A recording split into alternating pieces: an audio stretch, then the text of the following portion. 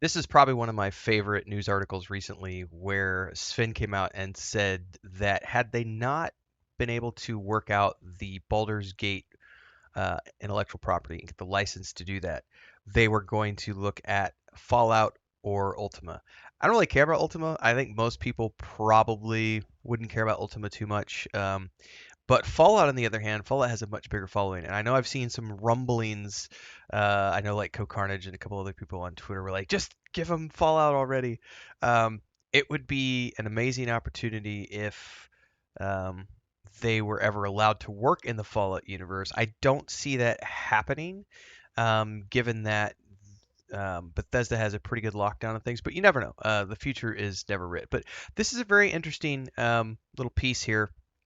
Essentially, uh, when they were beginning to look at expanding the company, Sven was looking at the fact that while they had had success with the first two Divinity games and the games they had done before that, there was kind of like I think it's described here in the article is there was like a glass ceiling. He said a glass ceiling that we wouldn't be able to break through unless we had AAA production values, AAA budgeting, AAA marketing, all the AAA things, and only a few big names could make that happen.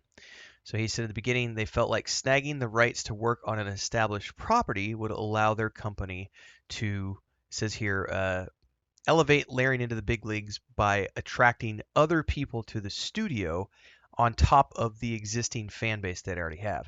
And I want to say, coming out of the gate, I can admit this freely. I am one of those people because I had never played Divinity Original Sin 1 or 2 or any of their previous titles. I probably never will play any of the previous ones. I did play Divinity Original Sin 1 and 2 only after it was announced that Larian Studios was the company that was going to be making the third Baldur's Gate game.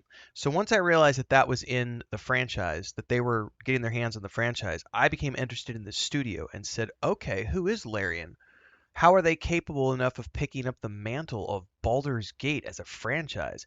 I need to know more about this company. So I went out and I got the first, those two Divinity Original Sin 1 and 2 games, the ones they kickstarted, played through them and went, oh yeah, these guys absolutely get, top down party based CRPGs with fun combat, crunchy mechanics, great dialogue, amazing characters, truly original stories, voice acting. Everything was just top notch with those games. And so I felt after that point that the Baldur's Gate franchise was very much in good hands. So their idea of a strategy, even back then, was amazing.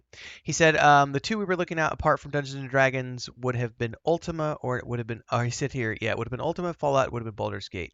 There was not a lot to choose from. Baldur's Gate was their first choice. Dingus said Larian's very first project, The Lady, the Mage, and the Knight, which was ultimately canceled, was being developed around the same time as the original Baldur's Gate, and at one point a fan had even attempted to get the two studios talking.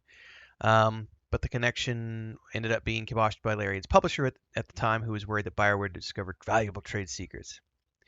Yeah, Vink said, I should have been talking to those guys, but the relationship soured because of the intervention. It was a real pity. He also talked about how close they came to not getting the original license. Now, I've actually listened to some of the interviews he's done on this, where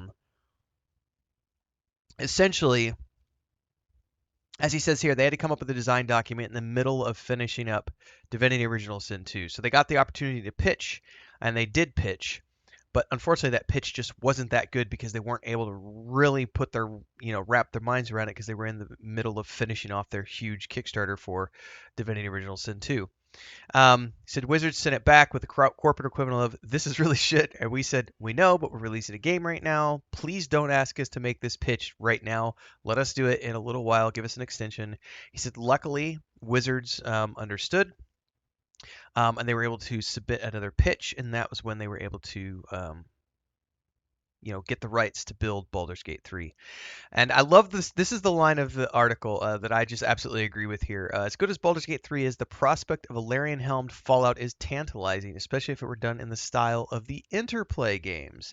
And that's what made me sit up and go, oh yeah, that would be fun. Because I do like the Bethesda games. I do like the way that Bethesda has done the Fallout franchise. I don't have anything against them. I really like those Fallout games.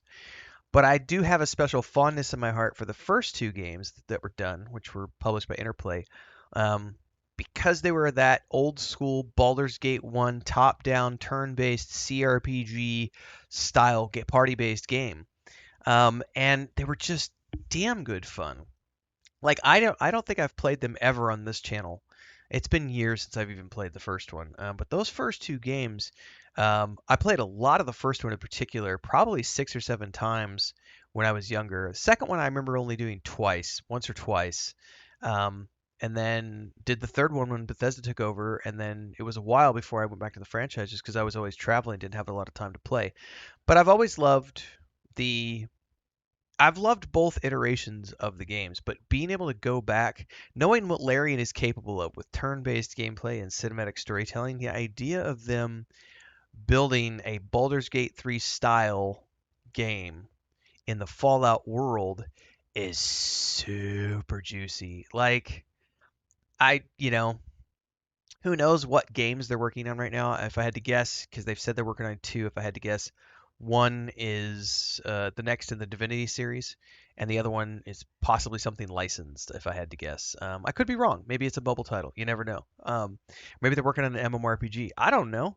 Um, Co-op. I don't know. I don't know. But wouldn't it be cool? I've said before, wouldn't it be cool if one of the games we were working on was, you know, Icewind Dale 3? But I think the article even says here that neither of the upcoming projects are based on D&D. So if that's the case, then I seriously doubt that's what it is. It could be another licensed game. I don't anticipate them making an announcements in anytime soon. Man, they might they'll probably make some announcements next year because he gets way too excited about stuff, which is awesome. And I think that they're at the point now where they've achieved everything they set out to do in terms of building the studio. I mean, they've got 7 studios now. They just opened up the one in Warsaw, like what, a few months ago, which was their seventh studio. So they are now in my opinion, they are a AAA company. They have gone from indie roots to AAA, and whatever they work on next is going to be freaking awesome. But it would be cool to think about the possibilities of them eventually getting their hands on the Fallout franchise. Um, like I said, I don't think that that's actually going to happen. I'll eat my shoe if it does.